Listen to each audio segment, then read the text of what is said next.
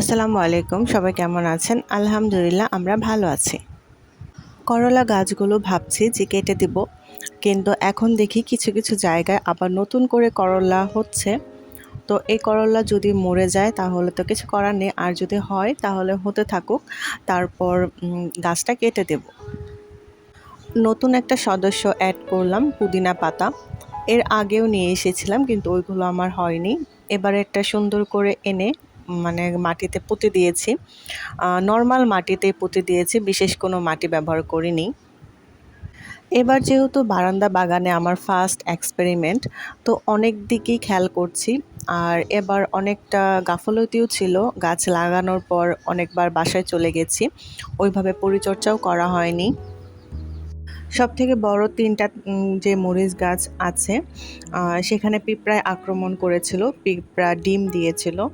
তো আমি কয়েলের ছাই গুলিয়ে স্প্রে করেছি, সাবান পানি স্প্রে করেছি কিন্তু কোনো কাজ দেয়নি।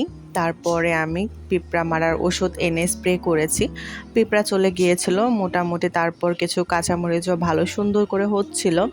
কিন্তু এখন আবার আমার প্রত্যেকটা গাছে, আমার ৭-৮টা মরিচ গাছ আছে, তো প্রত্যেকটা গাছে মিলিবাগ আক্রান্ত করেছে। এখন এগুলোকে আসলে কি করব? আমি বিভিন্ন প্রাকৃতিক বিষ দিচ্ছি। আমি আসলে কোনো কিনা কিছু ব্যবহার করতে চাচ্ছি না। তো এবার আমি আসলে ছেড়েই দিয়েছি হাল। দেখা যাক, যা যতটুক পাবো ততটুকুই। কিন্তু এর পরবর্তীতে যখন আমি গাছগুলো লাগাবো, চেষ্টা করব আগের থেকেই সব কিছু পরিচর্যা এবং সুন্দর করে এগুলোকে মেনটেন করার। তো আমার মতো যারা বারান্দা বাগানে নতুন আছেন, তাদেরকে আমি কিছু কথা বলতে চাই। আ একটা টবে একটা গাছ লাগালে মনে হয় বেশি ভালো হয়।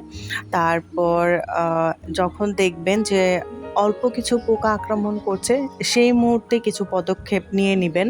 তাহলে দেখা যাবে যে মানে ছাদে বা বাগানে থাকা সবগুলো গাছে তো নতুন আক্রমণ করে করবে আমি না। মরিচ গাছ আর বেগুন গাছ লাগিয়েছি। তো দেখা যাক।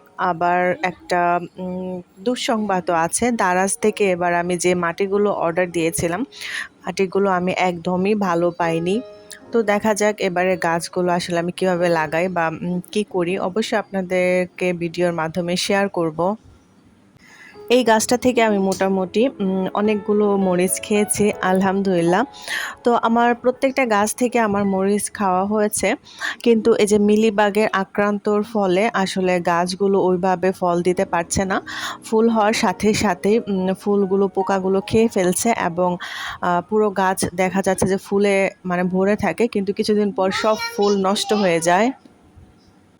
এখনো গাছগুলোতে মোটামুটি ভালোই কাঁচামরিচ আছে। তো এই যে দেখছেন বেগুন গাছগুলো, এগুলো আমি আমার বাবার বাড়ি থেকে নিয়ে এসেছি। তো এগুলো আমি মানে মোটামুটিভাবে লাগিয়েছি। একটা গাছ কেমন মরে যাচ্ছে, মাটির অভাবে লাগাতে পারছি না। আর একটা বেগুন গাছকে আমি সুন্দর করে বালতিতে লাগিয়ে দিয়েছি। তো দেখা যাক মাটিটা যদি ভালো করে প্রসেসিং করতে পারি, রোদে দিয়েছি। তো ভালো করে যদি শুকিয়ে সুন্দর হয়, তাহলে গাছগুলো ভালো করে লাগাতে পারবো। তো আজকে আমি এখান থেকেই বিদায় নিচ্ছি। আসলে গাছ পরিচর্যা করাটা, ফুল গাছ পরিচর্যা করাটা যতটা সহজ, সবজি জাতীয় গাছ পরিচর্যা করাটা ততটাই কঠিন। তো আসসালামু আলাইকুম, আল্লাহ হাফেজ।